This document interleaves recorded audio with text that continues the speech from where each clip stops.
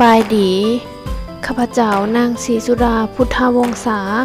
สาขาครูฟิสิกส์ปี 2มื้อนี้ข้าพเจ้าจะมาแนะนำเกี่ยวกับเบื้องหลังของการเฮ็ดวิดีโอในหัวข้อที่ว่าปรากฏการณ์แพร่รังสีอุณหภูมิและสเปกตรัมของดวงอาทิตย์เนาะซึ่งว่าจะเป็นแนวใดนั้นเราก็ไปติดตามนำกันเลยหลังจากที่ว่าอาจารย์จะให้หัวข้อมาก็คือข้าพเจ้าจะถือหัวข้อที่ว่าปรากฏการณ์แพร่รังสีอุณหภูมิและสเปกตรัมของดวงอาทิตย์หลังจากที่เราได้หัวข้อมาแล้วเราก็ไปโหลดโปรแกรมตัดต่อวิดีโอมาก่อนก็คือข้าพเจ้าจะใส่โปรแกรมตัว KineMaster ซึ่งว่าเราจะโหลดได้จาก Google เนาะหลังจากที่เราโหลดโปรแกรม KineMaster หรือโปรแกรมตัดต่อวิดีโอมาแล้วเราก็ไปสอบข้อมูลที่เราต้องการเนาะให้มันเข้ากับตัวหัวข้อที่เราได้สำหรับข้าพเจ้าหัวข้อที่ข้าพเจ้าได้จะแม่นเกี่ยวกับปรากฏการณ์แพร่รังสีอุณหภูมิและสเปกตรัมของดวงอาทิตย์ทำอิฐนี้ข้าพเจ้าจะไปสอบก่อนว่าแสงจากดวงอาทิตย์มันมีผลหายและก็ผลดีแนวใดต่อมนุษย์เฮาก็คือจะเซิร์ชเข้าไปเนาะแสงแดดคุณหรือโทษเนาะสำหรับตัวนี้มันข้าพเจ้าเคยโซกหามาแล้วเราก็เข้าไปหลังจากที่เข้าไปแล้วเราก็เบิ่งว่ามันตรงกับข้อมูลที่เราอยากได้บ่หลังจากนั้นเราก็แชร์เก็บไว้สำหรับข้าพเจ้าจะแชร์ไว้ใน WhatsApp ก็คือจะแชร์เข้าเบอร์ของข้าพเจ้าเลยเนาะตัวนี้มันจะเป็นเบอร์เก่าแชร์ไว้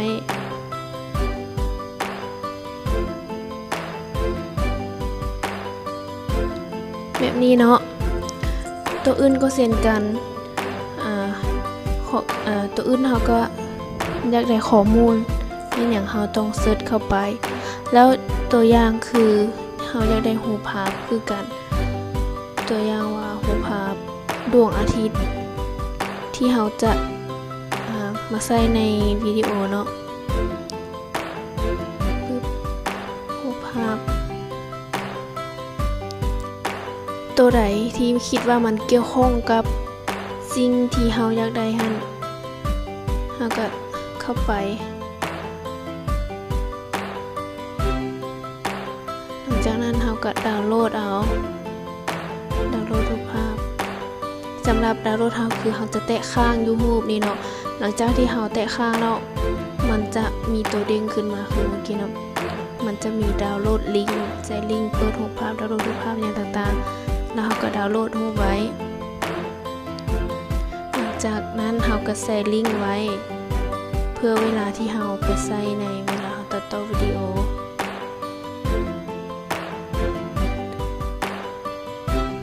ใส่เก็บไว้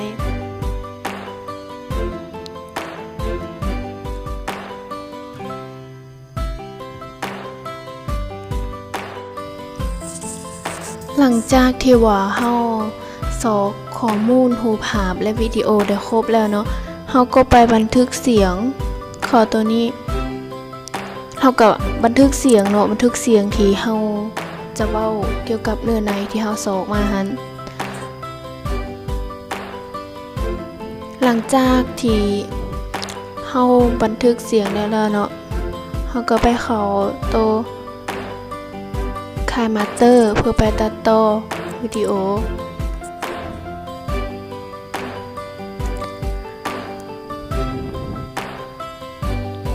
แล้วเราก็เข้าตัวเครื่องกลางนี้เนาะตัวที่เป็นหมายวกนี้แล้วมันจะมีให้เลือกขนาดของวิดีโอเราจะใส่ตัว 16.9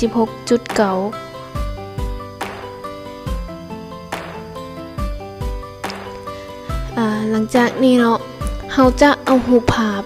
ที่เราดาวน์โหลดไว้แล้วเนาะมาใส่เราก็เข้าบอนว่ามีเดียแล้วเข้าบอนดาวน์โหลดเราก็เลือกรูปภาพที่เราต้องการหันใส่ เลือกปึ๊บเขาจะเอาตัวไหนเขาก็ติ๊กใส่ตัวนั้นเลยเนาะ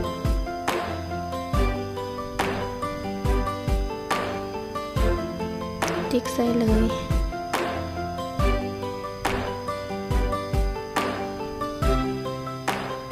เรียบร้อยหลังจากที่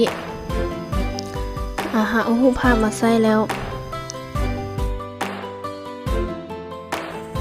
เขาก็ไป copy ลิงก์เนาะลิงก์ของรูปภาพว่าเขาเอามาแต่ลิงก์ตัวใดก็คือเขาจะ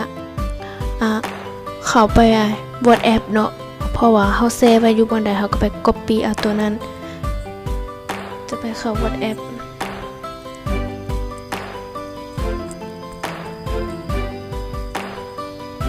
แล้ว copy ลิงก์คัดลอกลิงก์แล้วเนาะเขาก็มาวางใส่เข้าบนเลเยอร์ใส่เข้าบนเลเยอร์เข้าบนตัวอักษรแล้วก็แตะค้างแล้วมันจะมีบ่ให้วางแล้วเขาก็วางใส่หลังจากนั้นเขาก็ตกลงปึ๊บเขาก็ขยายให้มันเนาะเขาจะวางไว้บนใดก็ได้สำหรับลิงก์แล้วก็ใส่สีให้มันเพื่อให้มันจัดแจงรูปภาพตัวอื่นก็คือกันเนาะเขาเอามาจากลิงก์ตัวใดเขาก็ไปคัดลอกลิงก์ตัวนั้นมาใส่หลังจากนั้นเขาก็เอาเสียงใส่เนาะเสียงที่เขาอัดที่มันกงกับรูปภาพเสียงที่เขาบันทึกไว้เนาะเขาก็เข้าบน audio แล้วก็เข้าบนบันทึกแล้วก็ไปฟังเบิ่งว่ามันเป็นเสียงตัวใดแล้วเขาก็เข้าบนนี้เนาะหลังจากนั้นเขาก็ถ้าว่าเขาจะเอาเสียงใส่แล้วถ้าว่าเขาจะเอาเสียงใส่แล้วเขาก็ใส่เครื่องหมายบวกแล้วก็ติ๊กแล้วมันก็จะได้เนาะ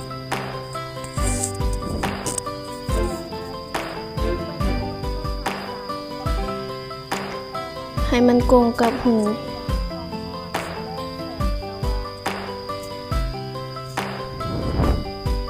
หลังจากนั้นเนาะหลังจากที่ว่าเฮาได้เอาcopy link มาใส่แล้วเอาเสียงมาใส่แล้วเฮาก็ใส่เสียงประกอบให้มันเนาะเฮาก็จะเข้าวนว่า audition แล้วเข้าวน exit เพลงเนาะแล้วเฮาก็เลือกเอาเพลงเสียงดนตรีที่เราต้องการเนาะสำหรับตัวนี้จะเป็นข้าพเจ้าดาวน์โหลดมาแล้วเนาะ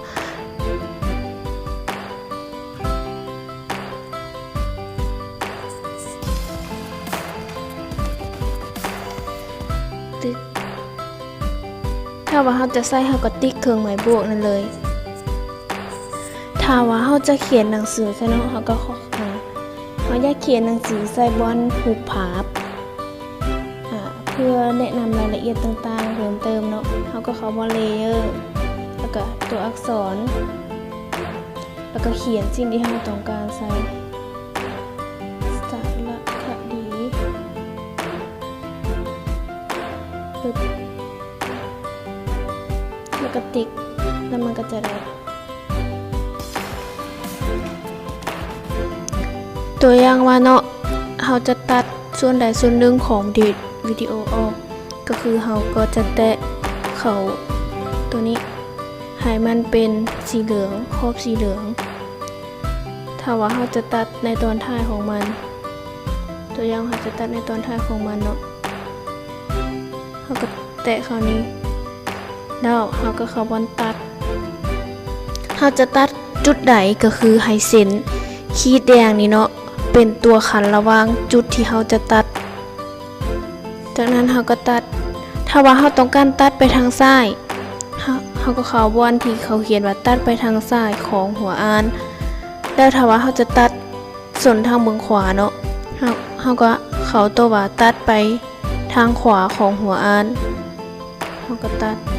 แล้วมันก็จะออกไปเนาะแล้วก็ติ๊ก แล้วกรณีนี้เนาะเสียงมันเป็นเสียงของมันจะได้ยินเสียงของอันกระเจ้าเนาะทีมพากเฮาก็ถ้าว่าเฮาต้องการเอาเสียงออกก็คือเฮาก็จะแตะเขาบนนี้ให้มันเป็นขอบสีเหลืองคือเก่าแล้วจะเลื่อนขึ้นเขาบนระดับความดังของเสียงหลังจากนั้นตัวนี้เฮาก็เลื่อนตัววงมนสีขาวนี้เนาะลงให้มันอยู่ที่ 0% หลังจากเฮาเลื่อนทั้งส่วนทางนี้แล้วเฮาก็มาเลื่อนส่วนทางสุดท้ายนี้ลงอีกปึ๊บแล้วก็ติ๊กแล้วมันก็จะบ่ได้ยินเสียงแล้วมันก็บ่มีเสียงเลยเนาะหลังจากที่เฮาตัดแล้วเนาะเฮาก็มาเบิ่งว่ามันจะเป็นจังได๋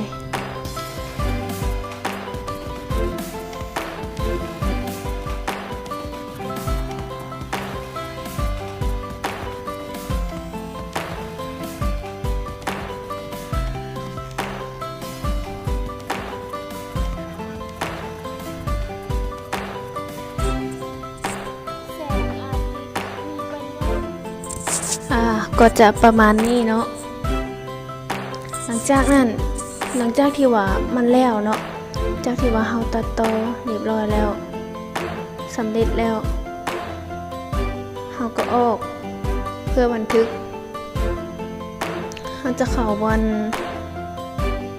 แจขวามือเนาะที่มันเป็นลูกศรไปทางซ้ายมือแล้วมันจะเป็นหูค่ะคือหู CJ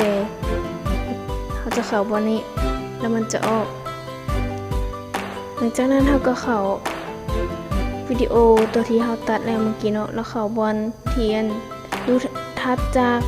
บน3จับมาทางซ้ายมือนี่เนาะนี่แล้วมันจะให้มีเหลือ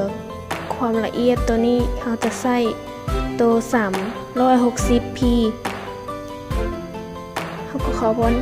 exportตัวนี้เขาก็ขามไปแล้วมันก็จะหลังจากที่มันบันทึกขึ้นเต็มแล้วมันก็จะกลับมาอยู่หน้านี้แต่ว่าหลังจากนี้เขาก็ไปเบิ่งในเครื่องของเขาเนาะว่ามันได้บันทึกสำเร็จแล้วบ่แล้วเขาแกลลี่แล้วเขาบนอื่นๆแล้วก็เขาเบิ่งวิดีโอ export ที่เขา export เนาะที่เขาบันทึกแล้วเขาก็มาเขาเบิ่งมันก็จะประมาณนี้เนาะหลังจากนั้นหลังจากที่สำเร็จแล้วเขาก็ไปเอาลง YouTube ก็คือเขา YouTube แล้วก็เขาบอนที่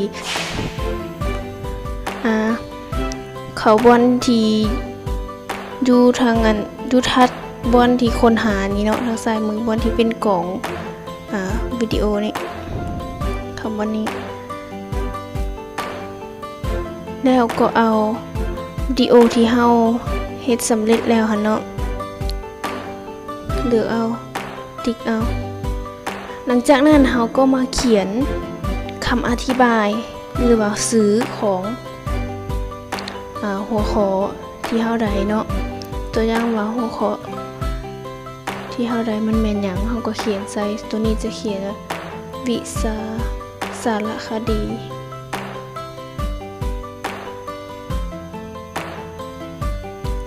วิชาดาราศาสตร์หลังจากแล้วเนาะเฮาก็มาติ๊กใส่บนคำอธิบายแล้วเฮาก็เขียนใส่เนาะเขียนสื่อเฮาหรือว่าเขียนคำอธิบายเนื้อในต่างๆใส่ตัวอย่างก็จะเขียนใส่ไผเป็นคนนำพาเฮาก็เขียนใส่เนาะหรือว่าอาจารย์ได้สอน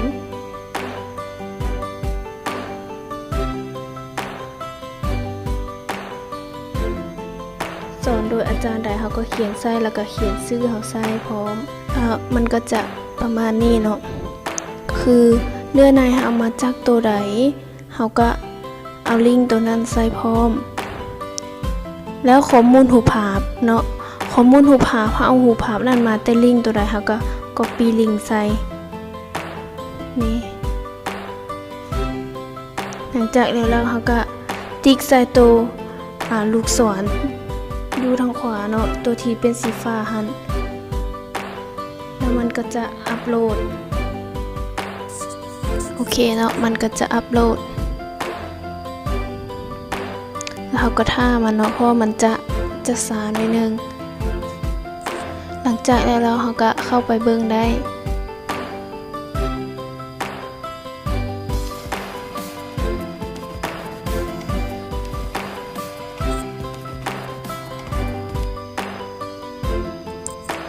เจ้าเนาะสำหรับที่ผ่านไปนั่นก็แม่นเบื้องหลังของการเฮ็ดวิดีโอของข้าพเจ้า